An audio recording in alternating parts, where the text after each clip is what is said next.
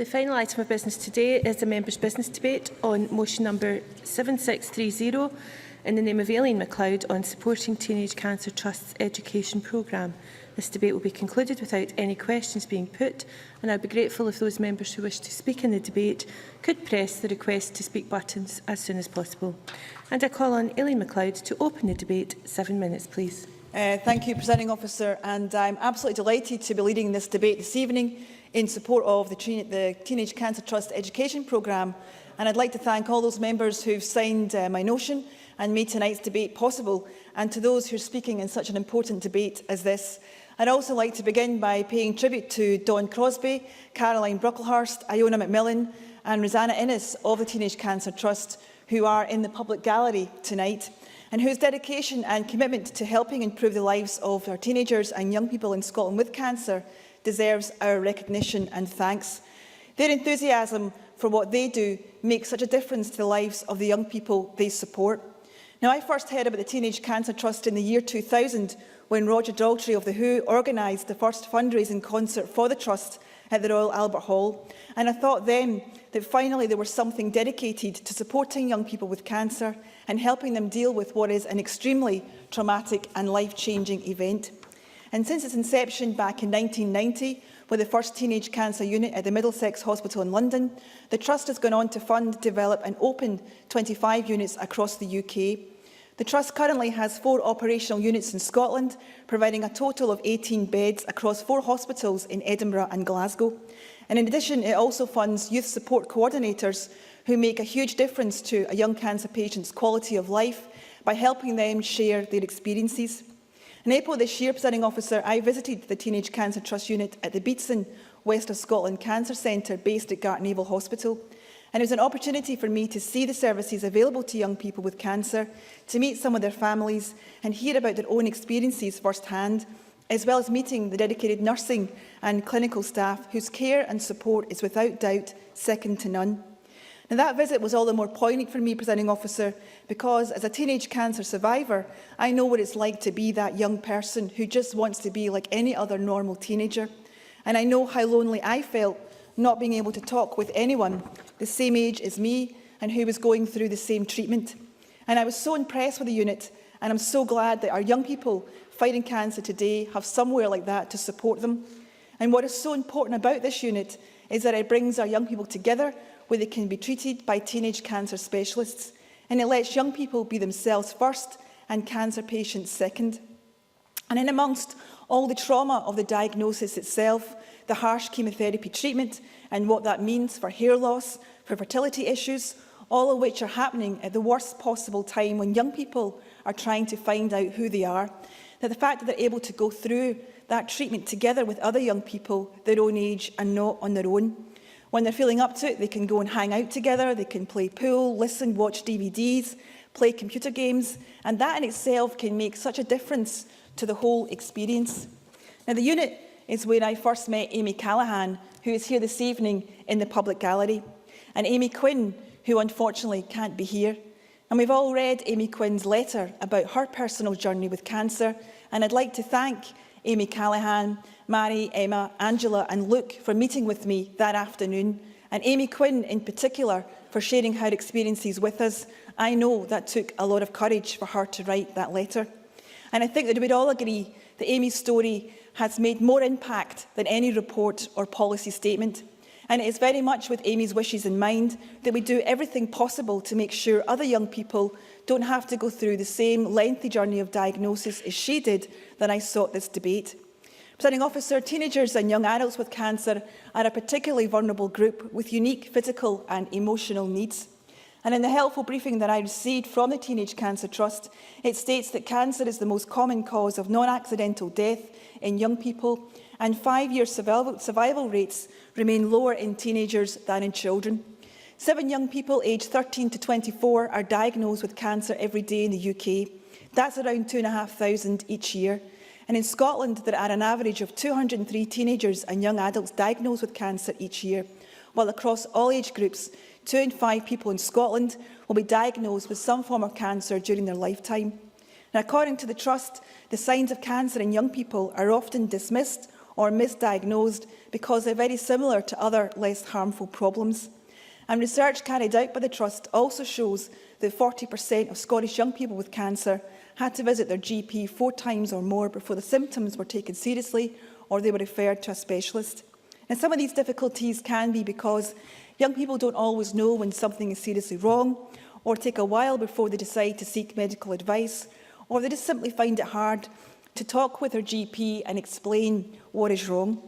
So all of this contrasts worryingly with the universally acknowledged fact that swift early diagnosis and referral to specialist treatment is absolutely vital and has a positive effect on patient experience, potentially reducing the intensity and duration of treatment, the scale of late effects, quality of life, and in some cancers, survival itself. So we need to educate young people and health professionals about the ways in which cancer can present in teenagers to help improve the speed and quality of diagnosis. And whilst cancer in this age group is rare, it's vital, given the comparatively poor survival rates I mentioned, that we all get to know the 5 common signs so further medical advice can be sought if there are ever concerns. These signs being pain of all kinds, including headaches, stomachache, pains in legs or arms, unexplained lumps, bumps or swellings, extreme tiredness, significant weight loss and changes in a mole. And to help empower our young people in Scotland take control of their own health, the Trust is planning to raise awareness of those 5 most common signs of cancer in our young people through its Teenage Cancer Action Week during the 14th to the 20th of October, which will be actively promoted through schools with a free education pack, social media, our local GP surgeries, our youth clubs. And as MSPs, we can help by sharing this information with our local community centres and surgeries. Another route is through the Trust's pioneering education programme, which is raising awareness and providing advice about the signs of teenage cancer, cancer treatments and prevention, as well as healthy living. And to date, the Trust has worked with 95 schools in Scotland, reaching over 11,000 students. And we know this innovative approach works, since research by Stirling University on the programme showed an increase in the number of cancer warning signs that teenagers recognised. And to help ensure that education and awareness about cancer continues to play a central role in early detection and diagnosis, the Trust has been working in partnership with the Scottish Government's Detect Cancer Early programme. And since its launch in June by the Health Secretary Aileen-McLeod, it has also succeeded in recruiting 20 participating schools, doubling the number of secondary schools in Glasgow initially targeted. All the schools we monitored to evaluate the impact of the educational programme, both on pupils and their wider families. So in total, over 2,400 students and 295 parents' carers will be part of the programme, making this study the biggest health intervention scheme of its kind in Scotland. And it will also hopefully mean that the next generation isn't afraid to talk about cancer. And in that regard, our young people really do have a key role to play in Scotland in its fight against cancer. In closing, Presiding Officer, the Teenage Cancer Trust is working hard to improve the quality of life and chances of survival for teenagers and young people across Scotland, not least through their excellent education and awareness-raising programme. And on the 6th of November, I'll be hosting a parliamentary reception with the Trust, where it will be launching a new report highlighting the scale of delayed diagnosis among young people with cancer in Scotland. There is much work that is being done and much work which still needs to be done to support our young people in their fight against cancer, ensuring that they have a clear care pathway that takes them forward to a life without cancer. And I look forward to continuing to support the Teenage Cancer Trust in all that it does for Scotland's young people with cancer. Thank you. Thank you very much. And I now call Malcolm Chisholm to be followed by Mark MacDonald. Presiding Officer, I'd like to congratulate Aileen-McLeod on bringing forward this very important motion, and obviously pay tribute to all the work that she has done over the years in this very important area. And in the context of this debate, I also want to congratulate the Teenage Cancer Trust for all the superb work that is done. Obviously, the education programme is the main topic of the debate this evening, but as Aileen-McLeod has reminded us, they've also been involved in supporting and funding specialist units in NHS hospitals such as the Beats, and in fact also providing dedicated staff. So we should remember that very important part of their work. But this evening we're concentrating in particular on their work in educating young people and health professionals about cancer in order to help improve the speed and quality of diagnosis. And clearly, early diagnosis is crucial for all cancers, and it is a particular matter of concern that for teenagers and indeed children, there is often a particular problem of late diagnosis. And in fact, this is a problem in relation to children that has been drawn to my attention by several people in the last few weeks. So clearly, concentrating on teenagers today, the programme provided by the Teenage Cancer Trust is extremely important. They offer a unique service that no other charity provides, and that they provide outreach services to schools, clubs and youth associations for free. In 2011 to 12, for example, they visited as many as 95 schools, passing information to 11,000 young people. And in the Teenage Cancer Action Week, which is coming up very shortly, they're going to focus in particular on the 5 most common signs of cancer. So clearly they do have a very important role in terms of communicating in the presence of teenagers, but they also have a wide range of accessible advice through their website. And as Teenage Cancer Action Week approaches, they have used the opportunity to invite young people onto the forum to share their stories and the challenges that they have faced. And the example of Amy Quinn has already been referred to, and we're all very grateful to her for sending the letter to us that she did. I don't think I've got time to read out very much of her letter, but I did notice what she said towards the end of it. I told my doctor and she dismissed me as just being a grumpy teenager. Eventually, she said she thought it might be a cyst. That was an ovarian cyst, but I disagreed. I told her I didn't think a cyst would make me feel so weird all the time, but she wouldn't listen. And as the Teenage Cancer Trust points out, this kind of dismissal of teenagers with cancer is not uncommon. In the case of Amy, after persistently arguing that she would require further help, she eventually succeeded in having the treatment that she needed. And if it hadn't been for the advice given to her through the outreach scheme, this young woman might not have been so resolute in continuing to seek help. So that's one example of the vital work carried out by the Teenage Cancer Trust. Now, in the last minute, we should refer to wider services for teenage cancer patients in general. I read before this debate the cancer plan for children and young people, and it's a very commendable plan, and in particular it focuses on a managed service network, a particularly Scottish feature of the health service over the last decade or so, a managed service network for teenage cancer. So that is a very positive development, although it is a bit worrying that some of the key aims are not being met, such as equity of access to the best possible care and equity of access to clinical trials. So clearly there is room for improvement, but again we should commend the government for the Detect Cancer Early programme and also welcome the partnership between the Teenage Cancer Trust and the Detect Cancer Early programme. So there is much to celebrate today. In particular, we're celebrating the work of the Teenage Cancer Trust. I'm sure we would all like to unite in thanking them for all that they have done and all that they will do. And final word, of course, we should once again pay tribute to Aileen-McLeod.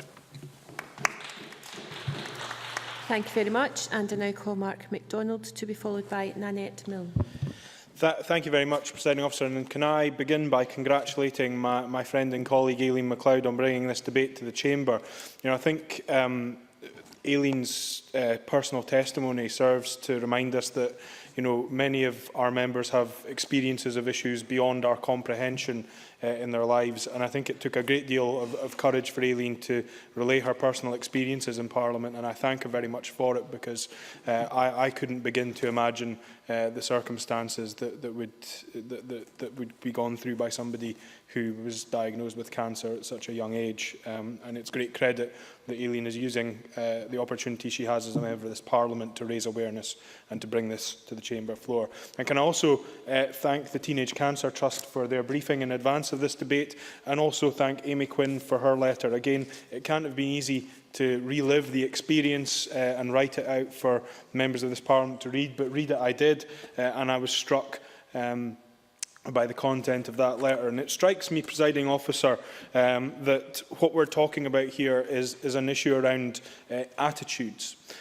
Because while this is obviously a healthcare issue and it's about detecting cancer as early as possible, there's an attitudinal issue that I've identified through reading the briefing, through reading Amy's letter. And that is one that I think we need to look at how seriously we take young people when they present with health problems, and not have it that they are so readily dismissed as Amy was in terms of her fears for her own health, because all too often I feel in society we sometimes don't listen enough to young people when they talk about their problems and their issues, and that is something I think that we need to do.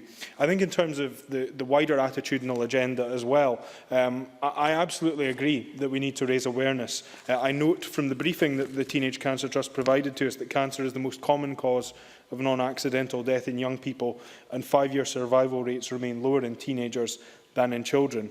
It also says, while cancer in this age group is rare, it's vital for young people to know the common signs so they can seek medical advice if they are worried. And I think this is not just about educating young people in terms of talking to them, but it's also about getting young people to be more open to talking amongst each other about this issue as well. And it strikes me that there is a parallel here with the conversations that we've been having around mental health, in that it's not a comfortable subject for people to talk about. It's not the sort of thing that you talk about at the dinner table or amongst your peers and your groups of friends. But it's the sort of thing that, if talked about and if people are comfortable to be able to open up about it, to be able to discuss it, to be able to help one another through difficulties, through spotting the signs, it can save lives. And I think that's the parallel that I would draw here. I think that the work that the Trust is doing through the briefing that I've read, I think is absolutely fantastic. I think that the work it's doing is work that we should look at how we can replicate that across Scotland. I'm aware from conversations that my office had with the Trust that they've not yet expanded their services into the Aberdeen area yet. I look forward to maybe having a discussion with them around whether they have future plans to do so, or what can be done through the work of MSPs who do represent communities where the Trust does not yet have a reach, in order for us to take the message to health boards and to health professionals in order to advance that. And I'd be happy to have that discussion in future. Maybe at the reception, if I'm able to attend, I can take the opportunity to discuss that further. But I would just finish by commending Aileen-McLeod on bringing us to the Chamber and say that I think that if we can become a more open society in discussing issues around cancer, particularly cancer as it affects young people, I think that will go some way to resolving some of the issues that the Trust have identified. Thank you very much. I now call Nanette Millen to be followed by Jim Hume. Thank you, Deputy Presiding Officer. I've participated in many members' debates on health-related topics during the past 10 years, highlighting excellent work going on in Scotland, which is not widely known but should be. The Teenage Cancer Trust education programme falls into this category, and I'd like to thank Aileen-McLeod for bringing it to our attention this evening. We're all familiar with the high incidence of cancer in the general population, but I admit I was surprised to learn that as many as 7 people aged between 13 and 24 across the UK are diagnosed with cancer every day, which equates to an average of 203 teenagers and young adults being diagnosed in Scotland every year.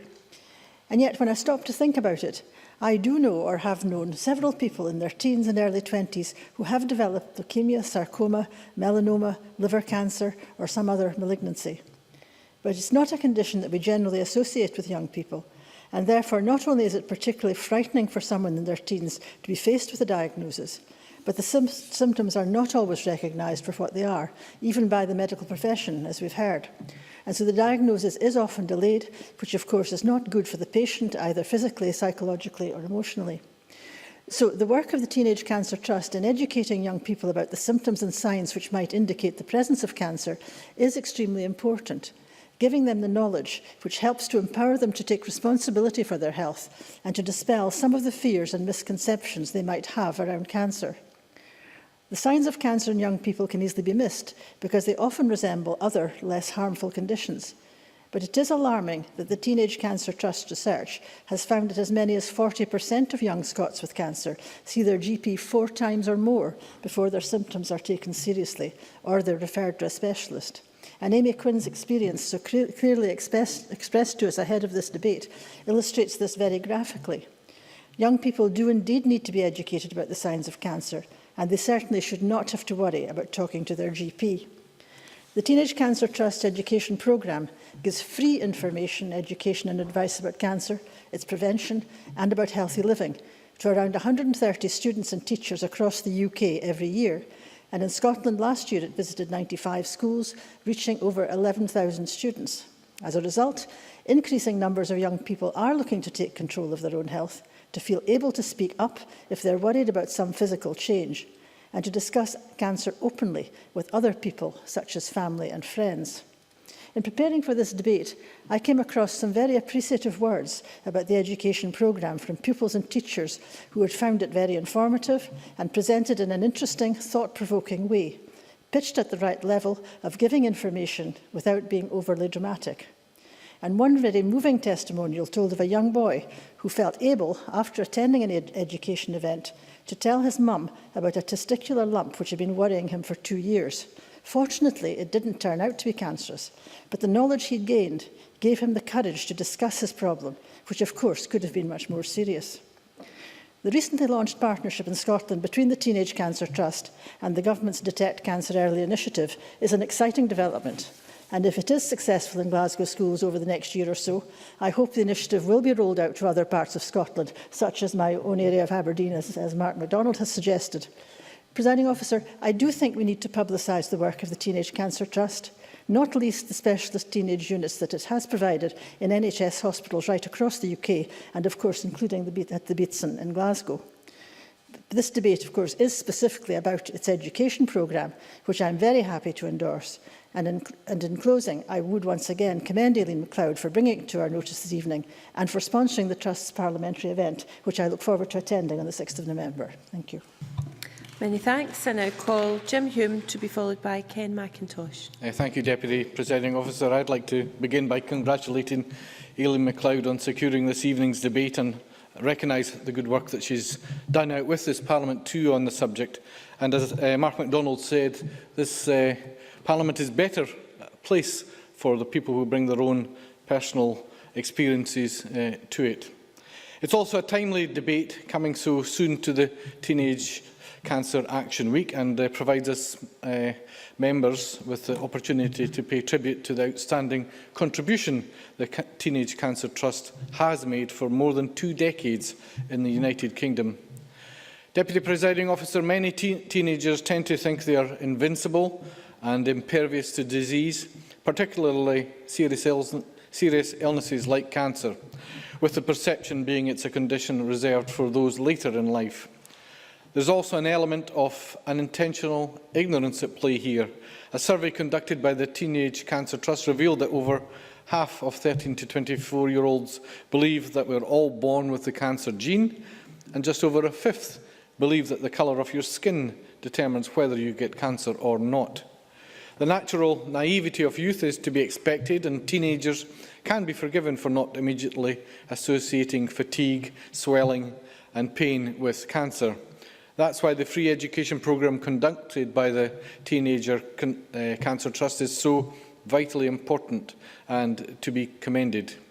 The work of the Trust's advocates and educators in reaching over 11,000 students in Scotland during the 2011-12 academic year is an achievement, of course, to be proud of. Judging by some personal testimonies of teenage cancer sufferers and statistics from the Trust, it would seem that educating teenagers on the warning signs for cancer is only a part of the battle.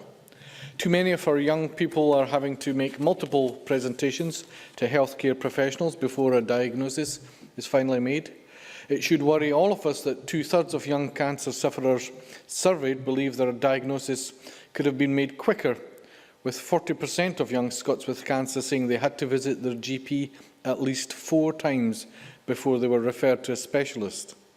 That's a very, very troubling statistic, particularly when you consider that the target for treating those youths would then be to do so within 62 days. So it's a considerable length of time if you have already been symptomatic for a while.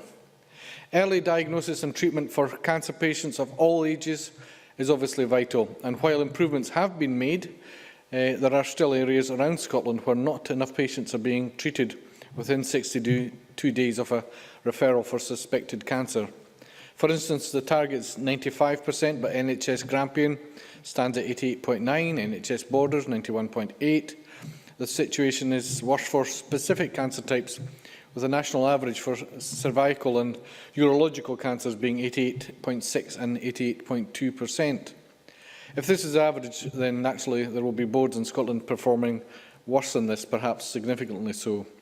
Education programmes are important, but so is ensuring that the infrastructure and personnel are in place to deal with patients when they receive the dreadful news. I once again commend those at the Teenage Cancer Trust doing such important work, and those in the NHS who continue to treat and look after cancer sufferers in Scotland. And of course, again, congratulate Aileen-McLeod on bringing this to this chamber.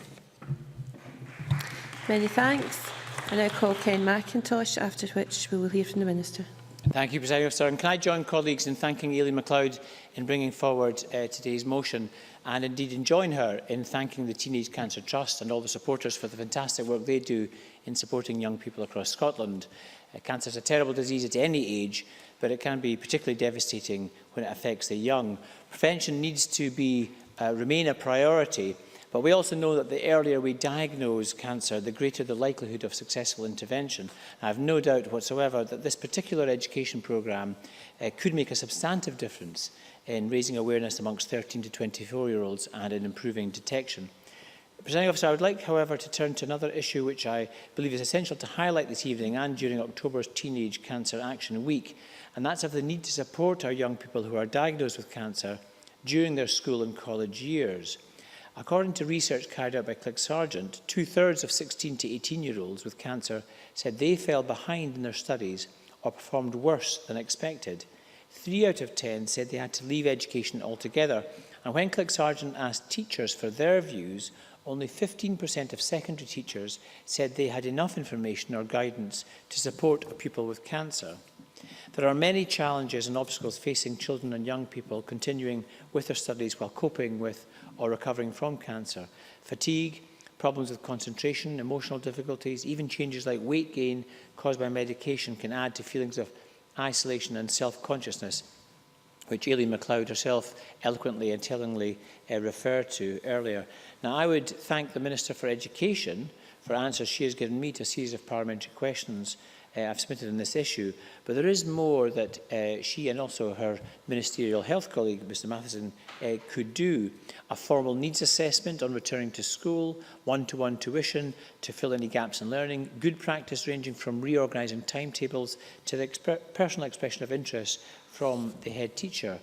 One of the most interesting and important developments in England and Wales has been the introduction earlier this year of new guidance for local authorities setting out their legal responsibility for ensuring children and young people with medical needs receive a good education. I understand this may also have been accompanied by a new system of funding hospital education. I'm sure the Minister is aware of how varied the picture for hospital education is here in Scotland, and I would welcome his comments on whether the Children and Young Persons Bill might be the right vehicle to address this troubling issue. I commend the work of the Teenage Cancer Trust and the motion from Aileen-McLeod this evening. Thank you. Many thanks. Can I now invite the Minister to respond to the debate? And I call on Michael Matheson, and you have around 7 minutes, Minister. Thank you, Presiding Officer. Can I, like others, offer my congratulations to Aileen-McLeod in securing time for this debate and bringing to the attention of the Chamber of the important work which the Teenage Cancer Trust undertake on a daily basis. I also want to take this opportunity to offer my thanks to the Teenage Cancer Trust for the tremendous amount of work that they take forward over the course of the year, but in particular to offer them my thanks for the way in which they've worked very closely with our Detect Cancer Early team, which some members have already made reference to. I also recognise that the fear of being diagnosed with cancer is still one of the biggest imaginable, and it's particularly so for children and young people. And very often a diagnosis of cancer can prove to be not only traumatic for that individual, but also traumatic for their family. Thankfully, there are a relatively small number of children and young people who are diagnosed with cancer every year in Scotland. However, we have to recognise that when they are diagnosed, it can have a very significant impact on their life, particularly given that they may be at a stage in their life where they are finding themselves, but also key points such as during their education as well, which can obviously have a lasting impact on them. So it's therefore important that all of our services are able to work collectively together in order to not only treat an individual as effectively as they can clinically, but also to look at that wider holistic picture around how they can provide them with support and assistance in education and in other areas. It may be helpful if I maybe just set out to members how we take forward the provision of children and young people's cancer services in Scotland, because this is largely taken through our managed service network that Malcolm Chisholm made reference to.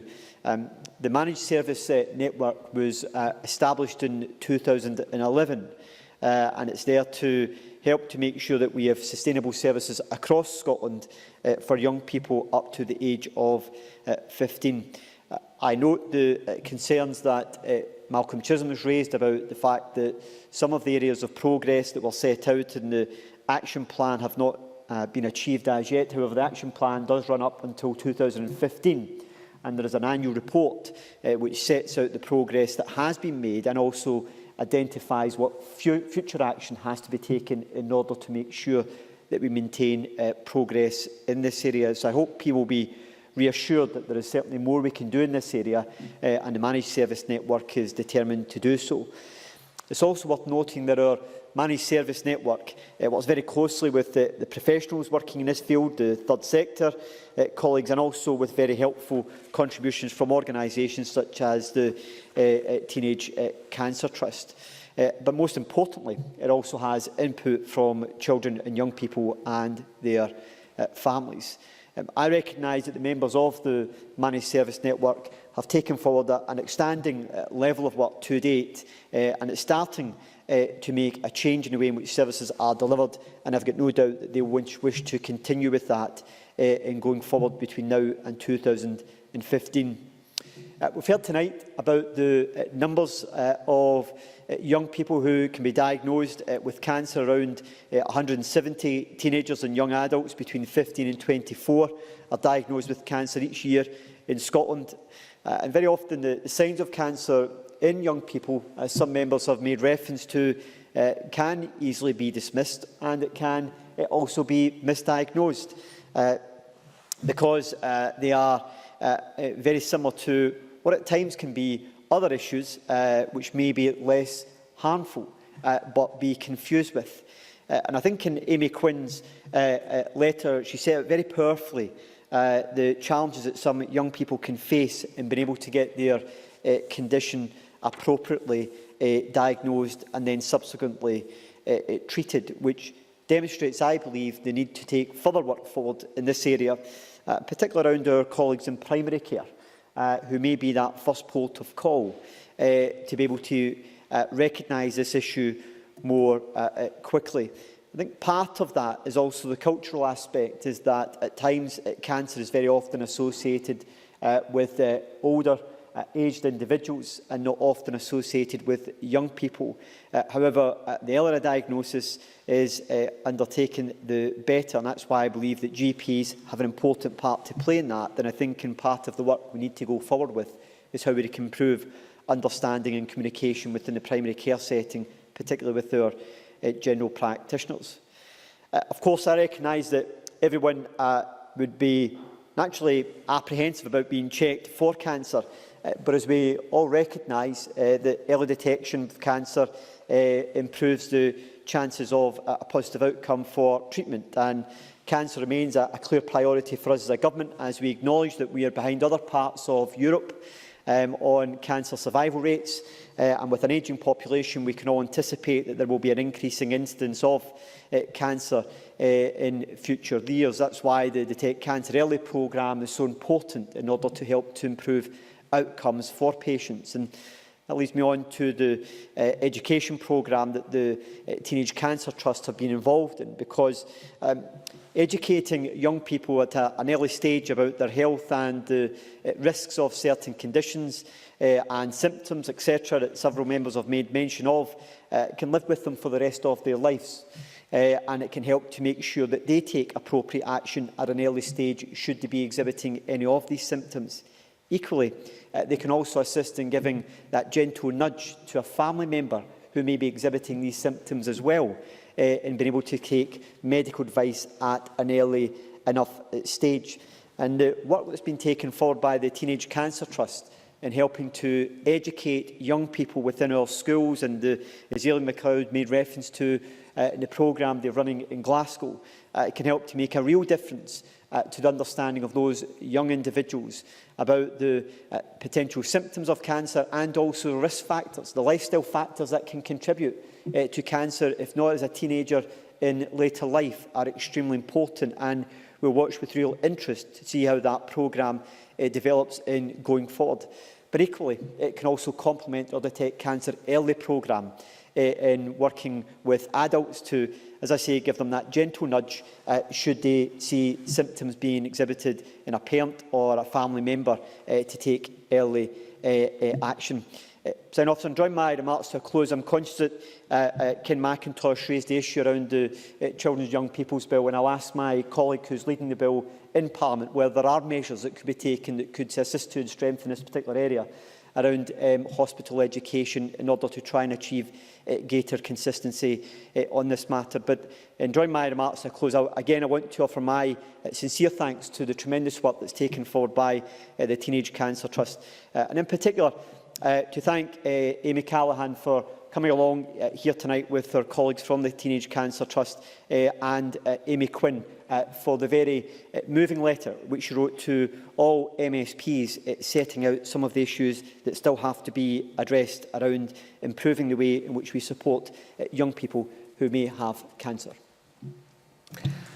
Many thanks, Minister. That concludes Aileen-McLeod's Members' Business supporting Teenage Cancer Trust's education programme, and I now close this meeting of Parliament.